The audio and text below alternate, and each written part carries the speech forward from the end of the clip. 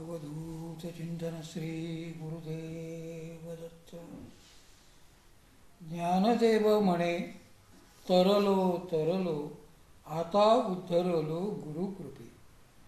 श्री गुरुकृपेची थोरवी परमपूज्य मामांच्या प्रवचनातून मामांची जी काय प्रवचनं आहेत वामनदास प्रकाशनमध्ये आलेली त्याचं एक एक प्रवचन मी आपल्याला मेलद्वारे पाठवण्याचा प्रयत्न करीत आहे.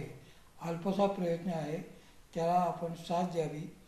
आणि आपल्या या मी ही जी काय सेवा करतोय या सेवेबद्दल आपलं मत 9767484001 या नंबरवर फोन करून किंवा mauliMama@yahoo.com या ह्याच्यावर मेल पाठवून आपल्या त्याच्यावरचं मनोगत व्यक्त करावं असं मी प्रार्थना करतो. आणि मामांची जी प्रवचनं आत्तापर्यंत माझ्याकडे पहिल्यापासूनची आहेत ती एक एक प्रवचन मी तुम्हाला ऐकून दाखवणार आहे. पहिलं प्रवचन मामांचं जे आहे आलेलं आहे ती श्री गुरुकृपेची थोरवी. त्यात ते म्हणतात, ओम नमो जी आद्या वेद प्रतिपाद्या जय जय स्वयं सवेद्या आत्मरूपा. कोणत्याही मंगल कार्याला प्रारंभ करण्यापूर्वी मंगलाचरण करण्याचा श्रेष्ठांचा संप्रदाय आहे. या संप्रदायाला अनुसरूनच श्री ज्ञानेश्वर माऊली प्रथम मंगलाचरण करताहेत. मंगलाचरणांचे 3 प्रकार आहेत. 1 आशीर्वाद रूप, 2 नंबर नमस्कार रूप आणि 3 नंबर वस्तुनिर्देश रूप. वस्तुनिर्देश रूप मंगलाचरणाचा उद्देश परमात्म्याशी आपले अभिन्नत्व लक्षात घेऊन वंदन करणे हा होय. या मंगलचरणात संपूर्ण वेदांचा विषयच प्रतिपादन केलेला असून ब्रह्मसूत्राच्या आरंभी व्यासांनी पहिल्या 4 सूत्रात जसा वेदाचा संपूर्ण अर्थ आणला तसाच अर्थ माऊलींनी या एकाच पहिल्या ओळीत आणलेला आहे. आत्मरूप हे स्वसंवेद्य आहे असे वेदांचे प्रतिपादन आहे. वेद हे ओंकाराचे विस्तार रूप असल्यामुळे व ओंकारातच सामावलेले असल्यामुळे मी त्यास वंदन करतो असे माऊली म्हणतात. आत्मरूप हे स्वसंवेद्य आहे म्हणजेच ते कोणीही निर्माण केलेले नाही. संत म्हणतात, नाही घडविले नाही बनविले, नाही घडविले नाही बनविले, पुंडलिके आले भेटावया, पुंडलिके आले भेटावया, पुंडलिकाले भेटावया. नाही घडविले नाही बनविले, नाही घडविले नाही बनविले, पुंडलिके आले भेटावया. श्रीमद भगवद्गीतेत भगवान तेच सांगतात, अजो नित्य शाश्वतोऽयं पुराणो. आत्मरूप असे स्वसंवेद्य असल्याने त्याचे वर्णन वेदांनी केलेले आहे. गीतेत भगवान या आत्मरूपासंबंधी म्हणतात की नैनं छिन्दन्ति शस्त्राणि नैनं दहति पावका न चैनं क्लेदयन्त्यापो न शोषयति मारुता.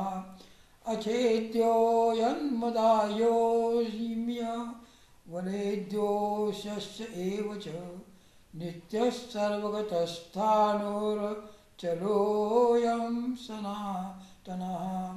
हा अनादि नित्यसिद्धो निरुपाधि विशुद्धो म्हणून शास्त्रादिकी छेदू न घडे यया.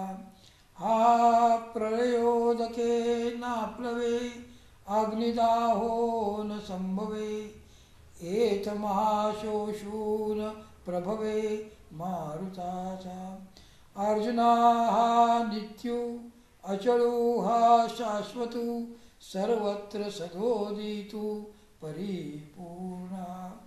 म्हणजे आत्मरूप हे कसे आहे तर स्वतः स्वरूपे करून जन्म मरण आदी अंतरहित नित्य आहे.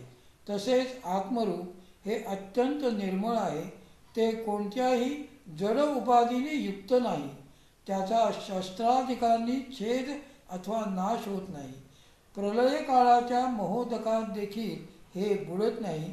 हे अग्नीमध्ये जळत नाही व कितीही बलवान वायूने त्याचे शोषण करू म्हटले तरी ते होत नाही.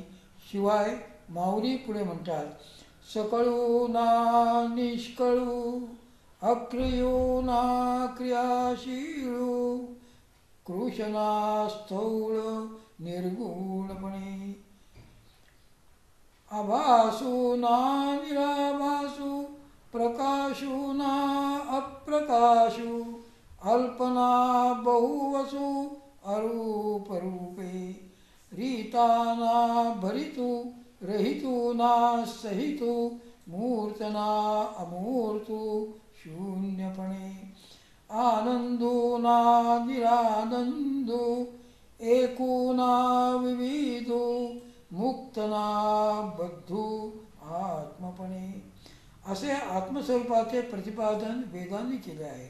आणि वेद हे एका ओंकाराचीच व्याप्ती असल्यामुळे त्या ओंकारास नमस्कार केला की आद्याला म्हणजे मुळाला आत्मरूपाला ही नमस्कार घडतो.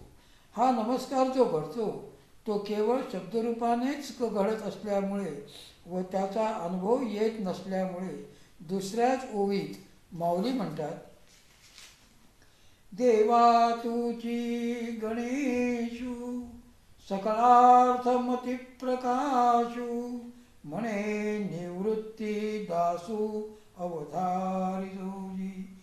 म्हणजे वेदच गणेश रूप आहेत, तसेच आत्मरूप प्रतिपादन करणारे आहेत, म्हणूनच सकलार्थमती प्रकाशू आहेत.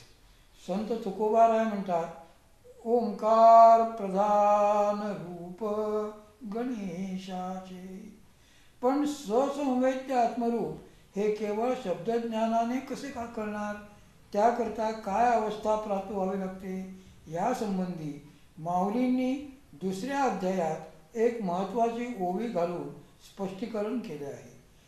ते शरीरभाव आटती इंद्रिये विषय विसरती जे सोहम भावे प्रतीती प्रगट होय. तो स्वानुभव म्हणजे देहाचे धर्म लयाला जातात. त्या योगे इंद्रियांना विषय आठवत नाहीसे होतात आणि हे सोहमभाव प्रगट होऊन खरा इंद्रिय निग्रह होऊ शकतो. यासाठी पुढील उदाहरण लक्षात ठेवण्यासारखे आहे. एखादा प्रोफेसर विद्यार्थ्यांना तासभर घसा फोडून पाणी कसे तयार होते ते शास्त्रानुसार सांगत असतात. परंतु तेव्हा पाणी तयार होण्याची क्रिया प्रत्यक्ष पाहावयास मिळत नसल्याने मुलांचे समाधान होत नाही. पण जेव्हा एखादा डेमॉन्स्ट्रेटर मुलांना प्रयोगशाळेत नेऊन ऑक्सिजन व हायड्रोजन वायू हे ठराविक प्रमाणात एकत्र करून त्यापासून जलबिंदू तयार झालेले दाखवितो, तेव्हाच मुलांचे मनापासून पूर्ण समाधान होते. त्याचप्रमाणे जरी वेदांनी आत्मरूप प्रतिपादन केले असले तरी त्याची अनुभूती आणून देणारा कुणीतरी हवा असतो.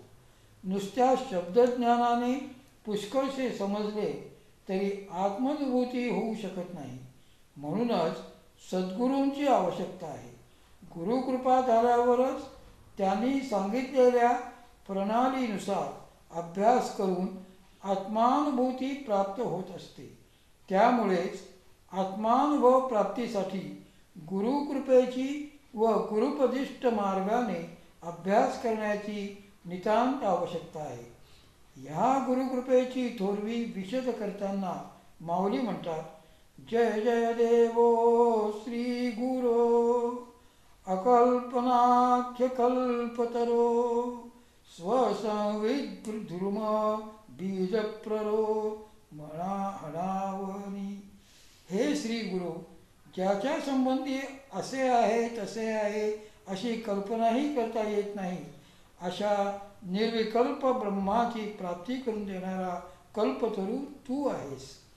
जीव ब्रह्मैक्य आत्मज्ञान रूप वृक्षाच्या बीजाची वाढ होण्यासाठी तू अधिष्ठान रूप आहेस. हे श्री गुरु, आपण हे बीज माझ्यामध्ये रुजवता आणि त्यामुळे त्या परमस्थितीचा अनुभव मी घेऊ शकतो. श्री गुरुकृपा थोरवीचे वर्णन माऊलींनीच आपल्या एका अभंगात अत्यंत सुंदर केलेले आहे. देऊनी अंजन दाविले निधान, देखताची मन मावळले, ऐसिया सुखाचे करुनिया आळे, बीजते निर्मळ पेरू आता, ज्ञानाचा वाफा भरुनिया कमळी, सतरावी निराळी तिंबतसे, निवृत्ती प्रसादे पावलो या सुखा, उजळिलिया रेखा ज्ञानाची या. माऊली म्हणतात, श्री गुरूंची थोरवी काय वर्णावी. गुरु घाली ज्ञानांजन, गुरु दाखवी निजधन. अशा सद्गुरूंची गाठ केव्हा पडेल तर कर्मसाम्य दशा आल्यावर. सद्गुरू आपैसे म्हणजे आपोआपच भेटतात. ऐशी कर्मसाम्य दशा होय तेथ विरेशा, मग श्री गुरु आपैसा भेटेची गा. अशा प्रकारे सद्गुरू प्राप्ती झाली असता श्री संत तुकोबारायांच्या वचनाप्रमाणे त्यांना पूर्णपणे शरण जावे. सद्गुरू वाचोनी सापडे ना सोय, धरावे ते पाय आधी आधी, धरावे ते पाय आधी आधी, धरावे ते पाय आधी आधी. त्यांच्या कृपेमुळे, त्यांनी दिलेल्या शक्तियुक्त ज्ञानामुळे ब्रह्मरसाची प्राप्ती होऊन सहजावस्था लाभेल. ज्ञानदेव म्हणे तरलो तरलो, आता उद्धरलो गुरुकृपे. संतश्रेष्ठ श्री समर्थ रामदास सुद्धा आत्मस्वरूपाची अनुभूती येण्यासाठी गुरुकृपेची आवश्यकता कशी आहे ते सांगतात. म्हणे दास सायास त्याचे करावे, जगी जाणता पाय त्याचे धरावे. गुरु अंजने वीण ते कळेना, जुने ठेवणे मी पणे ते कळेना. सारांश काय, श्री सद्गुरु कृपेची थोरवी अवर्णनीय आहे. म्हणूनच आत्मानुभूती प्राप्तीसाठी त्यांना शरण जाऊन त्यांची कृपा प्राप्त करून घेणे व त्यांनी सांगितलेल्या मार्गाने अभ्यास करणे हे अत्यावश्यक आहे. अवधूत चिंतन श्री गुरुदेव दत्त. करविली तैसी केली कटकट, करविली तैसी केली कटकट, वाकुडी की नीट देव जाणे. करविली तैसी केली कटकट, वाकुडी की नीट देव जाणे. कोणा कारणे झाले से निर्माण, कोणा कारणे झाले से निर्माण, देवाचे कारण देव जाणे. देवाचे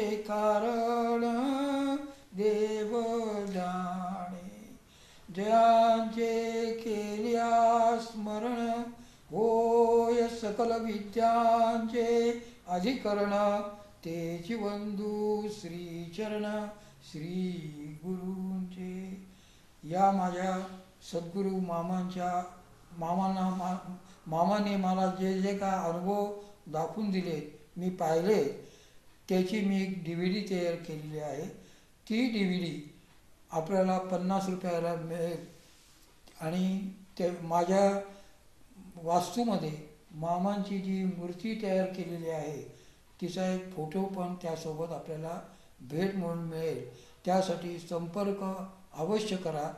माझा मेल ॲड्रेस mauliMama@yahoo.com किंवा मोबाईल नंबर 97 67 48 63 01 976748301. अवधूत चिंतन श्री गुरुदेव दत्त.